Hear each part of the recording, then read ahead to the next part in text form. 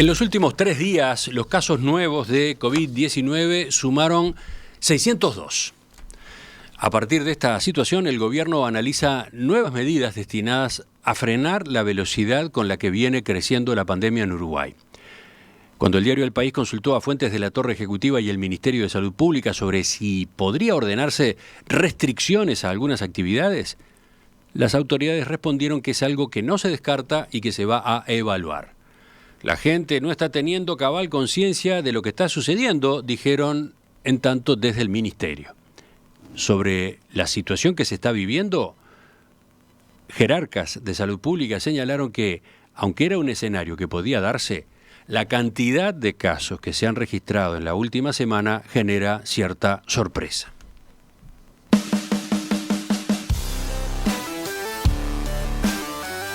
El monitoreo oficial diario reportó anoche el fallecimiento de un paciente de 66 años con COVID en Canelones. Ahora suman 78 las defunciones con coronavirus desde que se instaló la emergencia sanitaria el pasado 13 de marzo. Este domingo fueron registrados 208 contagios nuevos en 5.867 análisis realizados. De los 208 nuevos, 140 corresponden a Montevideo, donde el informe señala que se sumaron varios brotes nuevos. El sábado también habían surgido 208 casos, pero en 4.000 test, y el viernes habían sido 186 los nuevos en más de 4.300 análisis. Actualmente hay 1.373 personas cursando la enfermedad en el territorio nacional, 16 de ellas en cuidados intensivos, una en cuidados intermedios. 3 departamentos no tienen casos activos de coronavirus, que son 33, Salto y Flores. Y de los 1.373 afectados, Montevideo tiene 792, Canelones 239 y Rivera 80 en el ranking de los primeros 3 lugares.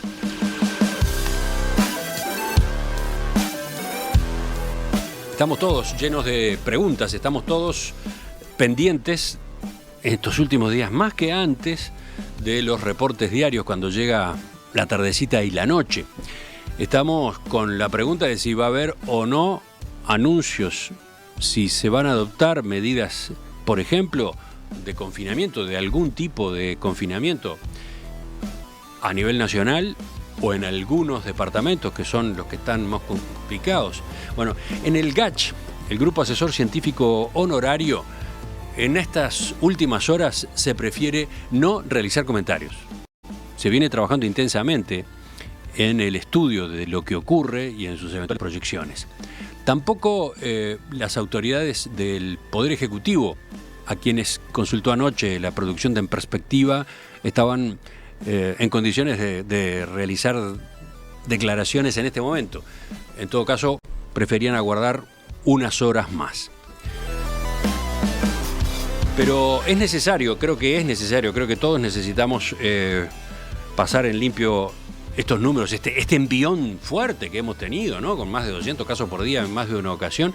Por eso vamos a convocar a partir de este momento al doctor Miguel Fernández Galeano, que es especialista en Administración de Servicios de Salud por la Facultad de Medicina de la Universidad de la República, que fue subsecretario de Salud Pública entre 2005 y 2010, fue presidente de la Comisión Honoraria Administradora del Fondo Nacional de Recursos, fue además antes director general de Salud en la Intendencia de Montevideo. El doctor Miguel Fernández Galeano, que ha integrado nuestras tertulias, viene realizando un seguimiento sistemático, diario de los números en su cuenta de Twitter, con apuntes analíticos que son interesantes y que justamente llevan a que hoy nos resulte conveniente convocarlo y consultarlo. Doctor Fernández Galeano, buen día. Buen día, Emiliano, un gusto estar contigo y con la audiencia. La famosa curva, aquella de que se habló tanto al comienzo de la emergencia sanitaria en marzo, aquella que decíamos todos había que aplanar, aquella curva que después desapareció del mapa porque porque se aplanó casi que sola, entre comillas, no tuvo una evolución inquietante, hoy está en el primer lugar de atención, ¿no? Sí, efectivamente, Emiliano, la curva en realidad estuvo aplastada, no aplanada. Sí. Y eso fue un dato muy bueno. Durante ni más ni menos que 7 meses y medio, el promedio de casos mayor por día que teníamos era 21. Fue el mayor que llegamos a tener al inicio de la pandemia. Las últimas 5 semanas se ha producido algo esperable. La actividad aumentó y junto con el aumento intenso de la actividad y la disminución de la percepción del riesgo, se empezaron a producir un número importante de casos diarios, pero lo más importante es lo que hemos venido analizando nosotros, mirando cómo mira este tema Europa, son los índices, la incidencia acumulada en 7 y en 14 días. Vamos a detenernos en esos indicadores, entonces vamos a explicarlos una vez más.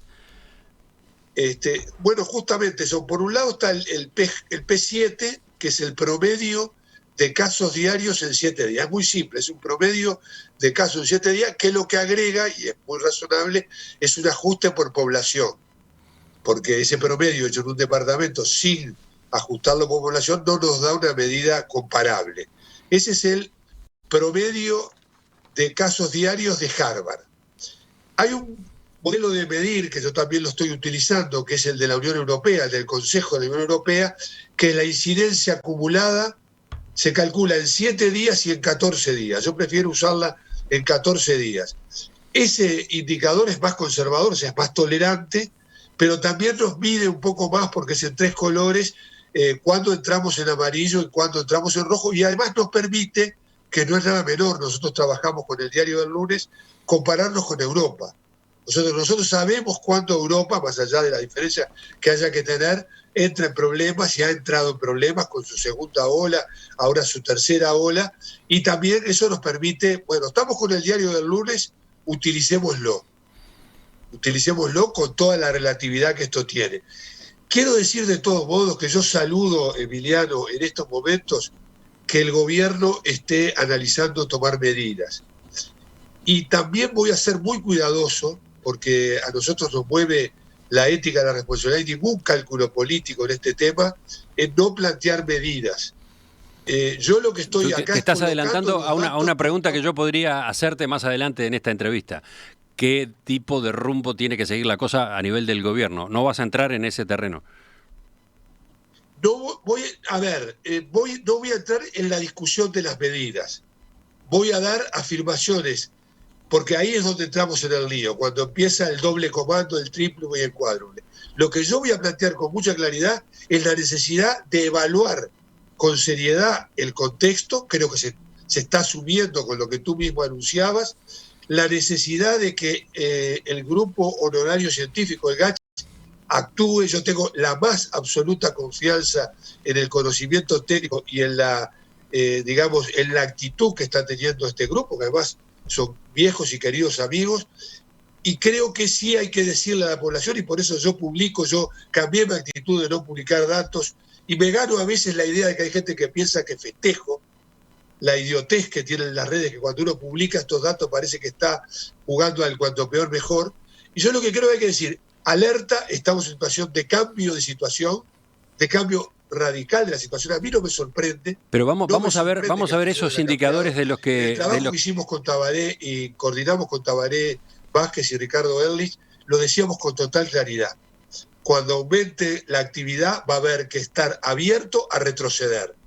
Va a haber que estar abierto, no usábamos la figura, la metáfora de las perillas, pero decíamos va a haber que estar abierto, porque desde el primer día estuvo claro que no solo se trata de confinamiento, sino se trata de manejar con equilibrio economía y salud, manejar con equilibrio la información que es condición necesaria pero no suficiente para poder tomar decisiones inteligentes. Pero vamos a los indicadores, a esos que aparecían recién mencionados, los de Harvard, los de Europa. ¿Cómo estamos en esa materia? A ver, y si es posible con las gráficas, porque para quienes nos siguen en la emisión de video podemos colocar ese material también. Sí, en primer lugar, en lo que tiene que ver con el promedio 7 días de Harvard, hay 9 departamentos que están en amarillo, entre 1 y 10. 8 departamentos en estos momentos. El resto está en verde, incluso con algún departamento que en la semana tiene un promedio, no ha tenido casos, aunque tenga algún caso activo, porque hay mucha complejidad con los números. Pero lo importante es que hay 9 departamentos en amarillo. ¿En qué lugar del amarillo? En la mitad de la tabla. Amarillo es 1 a 10 y la mayoría de los departamentos están, de estos 8, en el rango de 4, 5. Tenemos algunos departamentos como Artigas con 7,39, Rocha con 8,29, Rocha que estuvo en silencio absoluto, Sí. Hoy está cerca de entrar a riesgo naranja. Está muy arriba. Riesgo naranja es entre 10 y 25. ¿Y eso Si qué lo implica? miramos por el índice acumulado 14 días... Pero un segundo, Miguel, ahí a ver si aclaramos esto. ¿Qué pasa si un departamento o todo el país llega a naranja, llega a 10? ¿Qué indica eso y qué hay que hacer?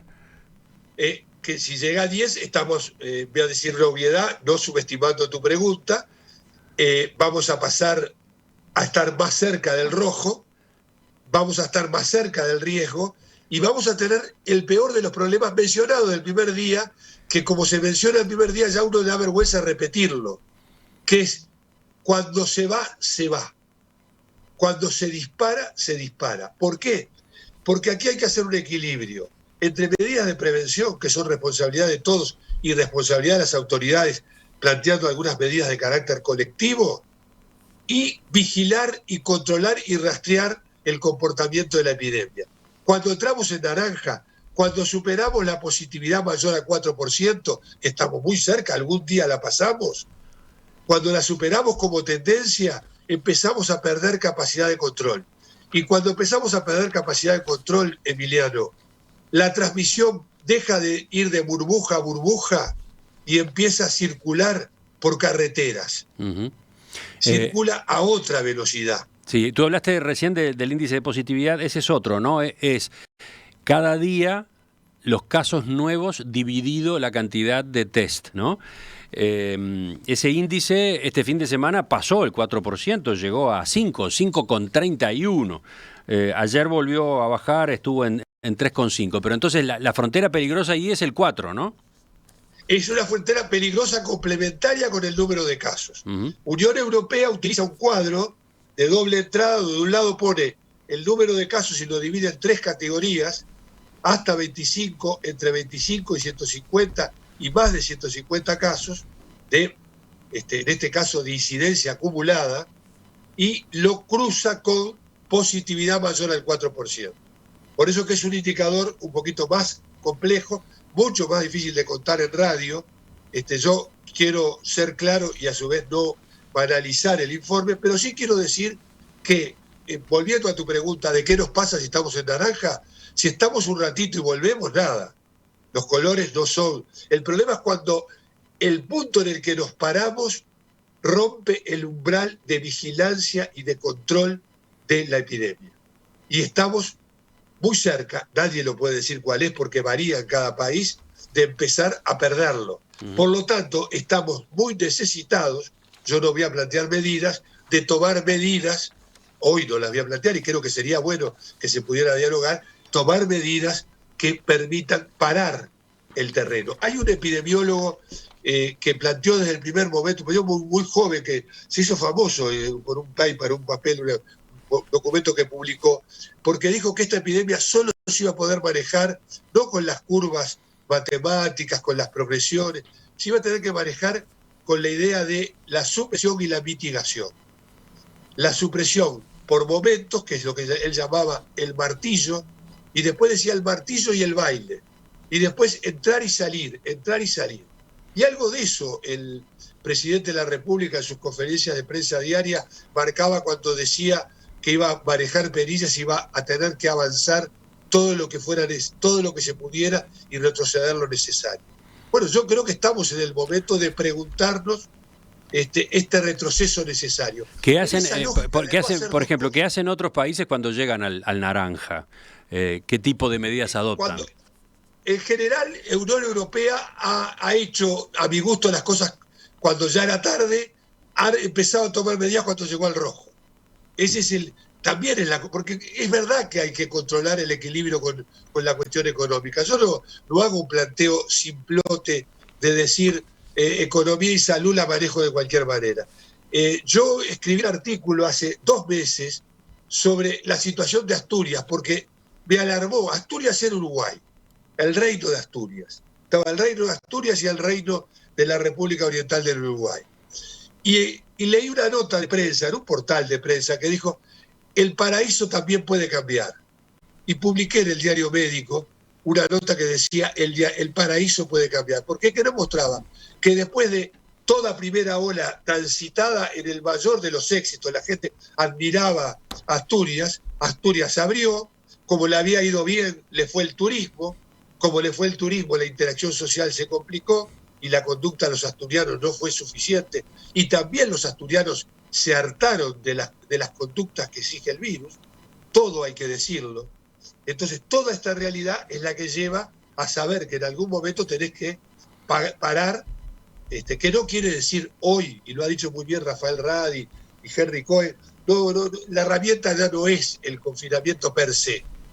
La herramienta hoy es, si vos me decís, no dije que no iba a decir mi natural forma de medidas, pero hoy las fiestas de fin de año para mí son un elemento que, como son tan necesarias, porque es tan necesario abrazar y abrazarse y hacer y encontrarse, es difícil que todo el mundo entienda en clave de solidaridad que ya el problema no es solo no me encuentro con el que no conozco.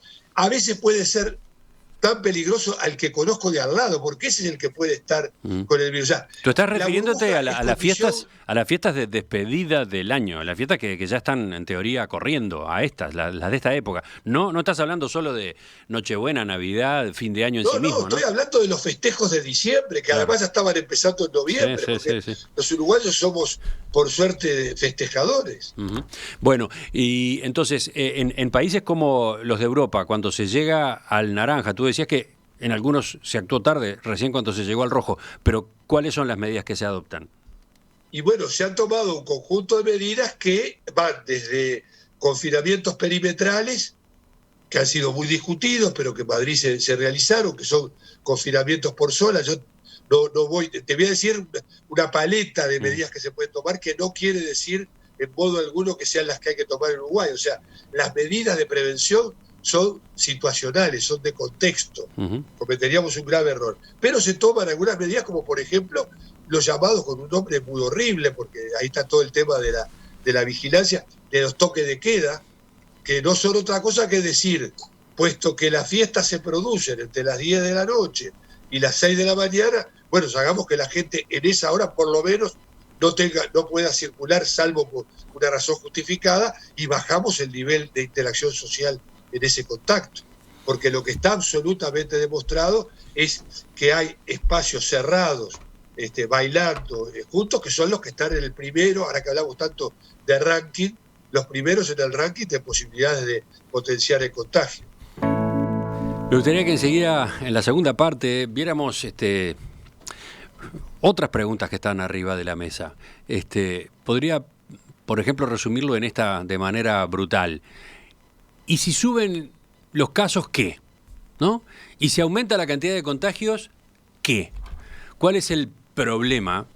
Se plantean algunos que dicen: ¿cuántos mueren en Uruguay habitualmente por una gripe? ¿Cuántos mueren por otras enfermedades? En fin, sobre lo que implica la cantidad de casos que estamos teniendo hoy y los que pueden venir, me gustaría que nos detuviéramos enseguida al arranque del segundo tramo de este reportaje. En los últimos 3 días, los casos nuevos de COVID-19 sumaron en nuestro país 602. A partir de esta situación, el gobierno analiza la eventualidad de nuevas medidas destinadas a frenar la velocidad con la que viene creciendo la pandemia en Uruguay.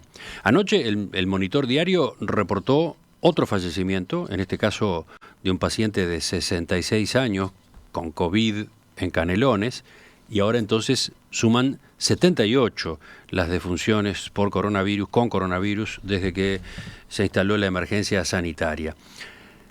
En la víspera fueron detectados 208 contagios nuevos en 5.867 análisis.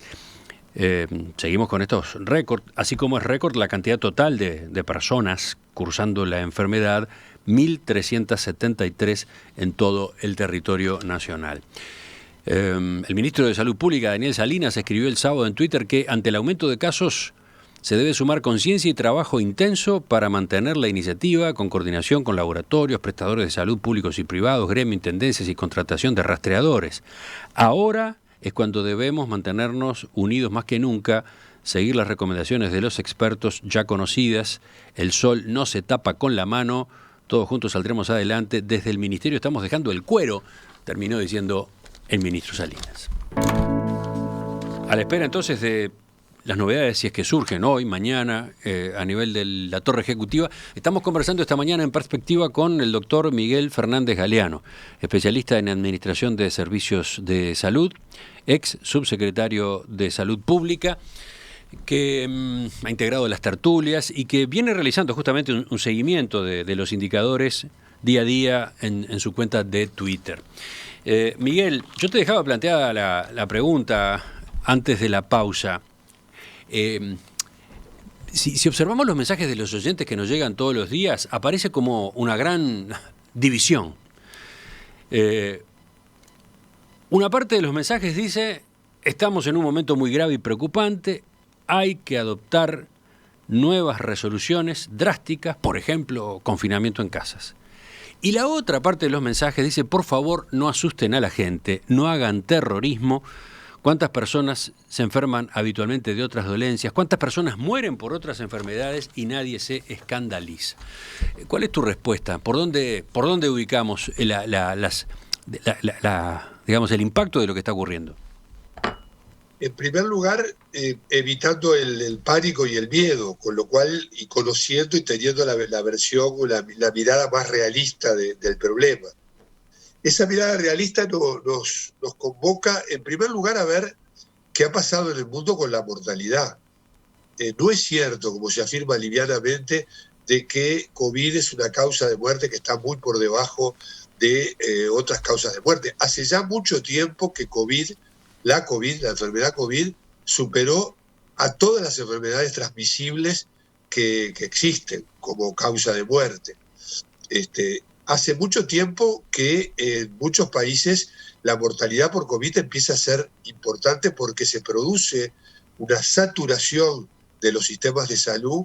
No se puede manejar el número que es bajo, pero aún siendo bajo se vuelve inmanejable cuando se produce un incremento grande de casos. Y no es cierto que el SARS-CoV-2, que el virus que provoca, es una gripecilia, es una gripe. Primero, que la gripe mata, es verdad.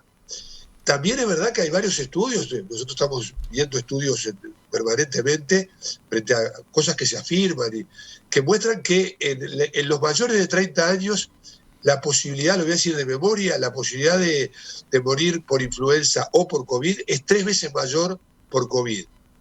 Pero cuando llegamos a los mayores de 65, la posibilidad de morir por COVID, por la COVID, es de 13 veces superior. Entonces, no estamos frente al mismo problema. Por supuesto, la humanidad podría tomar frente a este tema, asumir las muertes como parte de un escenario posible de construcción de salida. Les digo, teóricamente, a mí me parece una barbaridad, pero no es el tema. El tema es que mata más que muchas otras cosas, que cuando satura el sistema de salud, lo satura de una manera muy complicada. Y a mí me preocupa relativamente si es por COVID o con COVID, pero yo tengo una mortalidad añadida en España, tomo ejemplo nomás de España, de 60.000 personas añadida respecto a las que hubieran muerto en el mismo periodo de tiempo. Entonces la pregunta que tenemos que hacer es la siguiente: la gente muere, viene al mundo para vivir de la mejor manera y morir finalmente, pero de ninguna manera podemos eso llevarlo a asumir la posibilidad de que mueran pueda haber muertes prevenibles en la medida que tomemos conductas que nos permitan evitar la pandemia. A mí las teorías conspirativas, francamente, respeto mucho, creo que no hay que mezclarlo con otro tema, que es el tema del disciplinamiento, el tema del autoritarismo, el tema de qué se hace a propósito de la pandemia. pero me parece que quitarle entidad a COVID me parece que es un error que no se basa, que se ha repetido desde el inicio de la pandemia, que divide, que muchas veces divide de la peor manera, que divide políticamente. Ese es el peor. Y yo por eso quiero saludar la energía que está poniendo, yo estuve allí como su secretario, pero sé lo que se estará ahí, la energía que está poniendo el ministro Salinas. He decidido, dentro de las cosas que me parece que son una contribución a estar en un tono común, colectivo, desde una ética indispensable en estos temas, el reconocer cuando una autoridad de gobierno, al más alto nivel como es el doctor Salinas, está realmente, como dice él, asumiendo la responsabilidad, advirtiendo, sin mirar costos. Me parece que eso está muy bien. Yo espero que todo el gobierno se ponga en sintonía con esa realidad. Y espero que haya diálogo con la fuerza política de oposición para que todos estemos en el mismo mensaje. Tengo acá mensajes de oyentes a propósito de esa pregunta que yo dejaba planteada. Y entonces, por ejemplo, responde Gaby, el problema es que, 1, no hay vacuna, no hay cura o tratamiento todavía. 2, si se disparan los casos, las emergencias y centros de salud colapsan y entonces tampoco vas a poder recibir tratamiento de otras patologías, ¿no? Hay que pensarlo también por ese lado, ¿no? Eso es la mortalidad añadida, donde justamente se dice, porque lo que hacen es sumar los que confirman la presencia del virus, los fallecimientos, que hay una confirmación, con muertes añadidas no explicables, salvo por el fenómeno que genera la pandemia. ¿Cómo estamos en materia? Esto es una realidad. ¿Cómo estamos en materia de muertes? Últimamente venimos con un fallecimiento por día, prácticamente. Sí, el director de la cátedra de enfermedades infecciosas, el doctor Medina, justamente decía que vamos a tener un diciembre que va a estar entre 1 y 2, si no logramos parar esto. Probablemente eso no se pueda evitar, porque el último informe epidemiológico, que son muy buenos los informes epidemiológicos del Ministerio de Salud Pública, a mí me gustaría que fueran más frecuentes, pero el del 20 de noviembre dice con mucha claridad que de 100 casos, 4 van a cuidados intermedios y 2 van a cuidados intensivos. Y de los 2 que van a cuidados intensivos, un porcentaje muy alto, si uno mira lo que pasa en el mundo y lo que nos ha pasado a nosotros, termina falleciendo. Entonces, hay una cosa que es clara: crecen los casos, crecen no crecen con la misma espectacularidad los casos que requieren cuidados no ambulatorios, o sea que los casos que requieren tratamiento, crecen los casos que van a cuidados intensivos, que eso es lo crítico, que eso es lo que más nos preocupa, y ese crecimiento de cuidados críticos es el que genera una situación de saturación, porque las unidades de cuidados intensivos no atienden solo los problemas de COVID. Hay zonas COVID, pero con un nivel de saturación, que eso ya es una película que está vista en la primera ola, en la segunda ola, y hoy ya empiezan a discutir en Europa cómo no volver a repetir los errores de la primera y la segunda ola en la tercera, que advierten que viene. Estamos en un tema muy complejo. Yo no quiero generar una alarma, quiero decir, tenemos posibilidades de manejar, tenemos un sistema de salud resiliente, tenemos una cultura ciudadana que es la que nos trajo hasta acá. Activémosla, no con las mismas herramientas. Las conferencias de prensa y la comunicación eran muy importantes. Que vuelvan. Yo no le tengo miedo a ningún protagonismo si ese protagonismo trae salud. Enseguida completamos la entrevista. Las últimas preguntas, las mías y la de los oyentes, en el segmento que viene del reportaje. Los oyentes aportan sus experiencias, sus propias experiencias. Por ejemplo, lo que ha implicado en algún lugar, en alguna casa, lo que ha significado tener justamente casos, el esfuerzo, la dedicación, la cantidad de recursos humanos que se destinan a atender una situación como la que puede plantearse en una familia, ¿no? Ese es un enfoque que, en todo caso, lo veo enseguida con algún ejemplo concreto. En mi familia hubo un caso, somos 4, estuvimos todos encerrados, fue duro fue por el brote en el hogar español, dice. Quiero destacar toda la gente que nos llamó, vino, hisopó, excelentes todos, del Ministerio de Salud Pública, de la Mutualista, etcétera. Y todo eso es dinero, son horas, recursos humanos y materiales. ¿Tiene sentido que se gaste eso? ¿Tiene sentido? Somos un país pobre. ¿Cómo puede haber otra gente a la que esto le resulte insensible? Bueno, ese es todo un tema, ¿no? Miguel, ¿qué pasa? ¿Por qué la percepción de riesgo ha caído? ¿Por qué no se reacciona, no? Y yo creo que es humano, ¿no? Yo creo que es humano. Los propios cercos que se hacían cuando en la Edad Media, había un momento que estaba el ejército afuera. El otro día leyendo un artículo reflexionaba sobre eso y la gente salía igual. O sea, es humano el querer superar la pérdida de libertad. Esa no es la discusión. La discusión es cómo construir un espíritu colectivo, una cultura del cuidar y cuidarse, una cultura de la solidaridad, de la empatía que permita transitar de la mejor manera una situación que por definición es difícil. En esto vale aquello de una batalla dada, aún una batalla dada y perdida en parte. El tema es cómo no nos podemos resignar al fatalismo, a decir, bueno, va a haber muertes, asumámosla. No creo que sea esa razonablemente la actitud pendiente. Yo creo que además el panorama es mucho más complejo que ese de las muertes, ¿no? Tú referías recién los informes epidemiológicos que prepara el Ministerio de Salud Pública, el último de ellos de este fin de semana, con datos al 20 de noviembre. Y ahí surgen datos que vale la pena comentar, ¿no?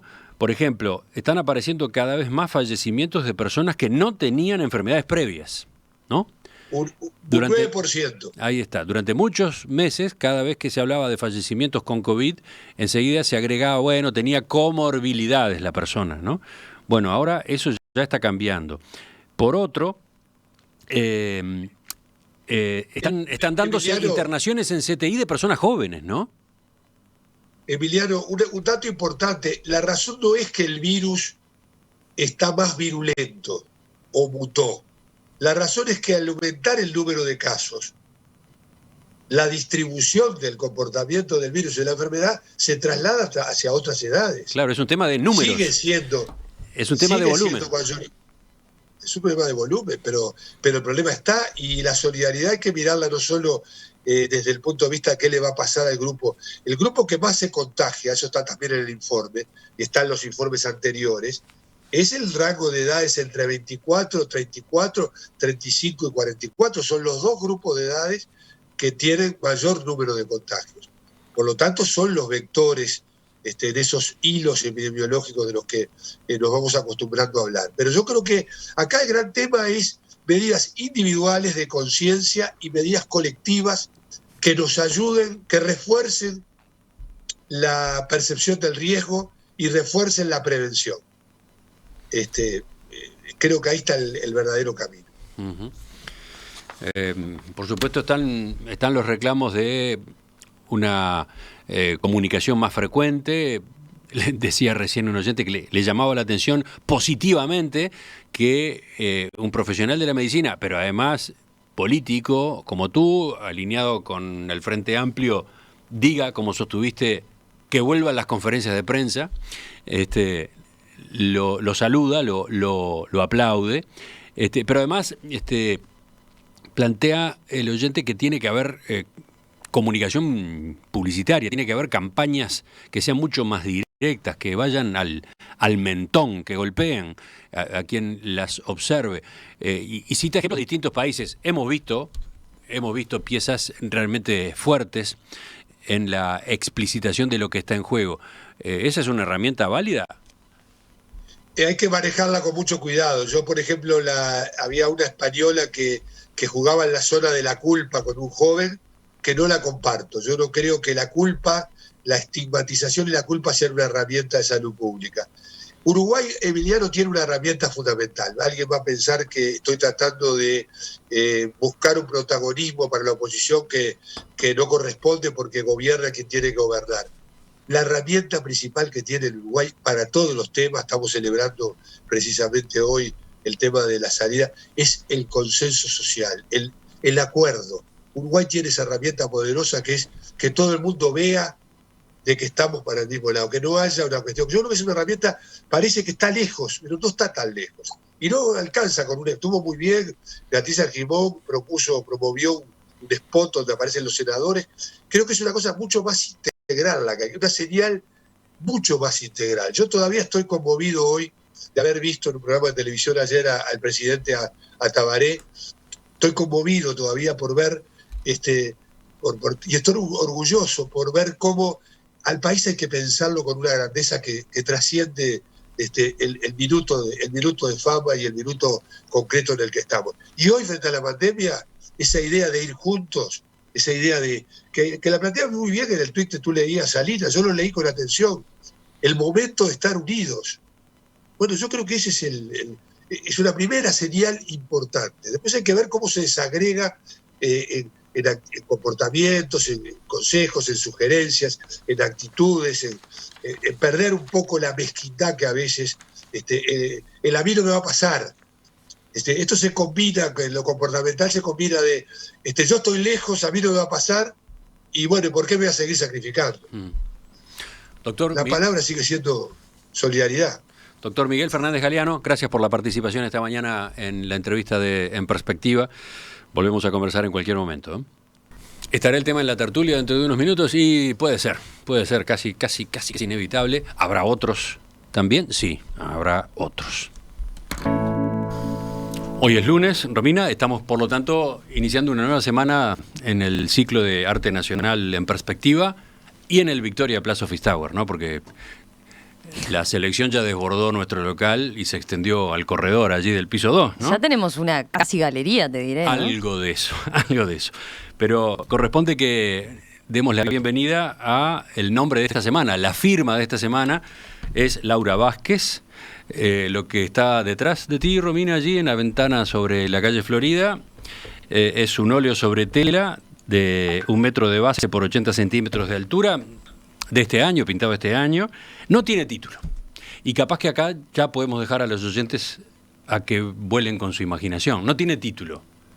¿Qué título le pondrían?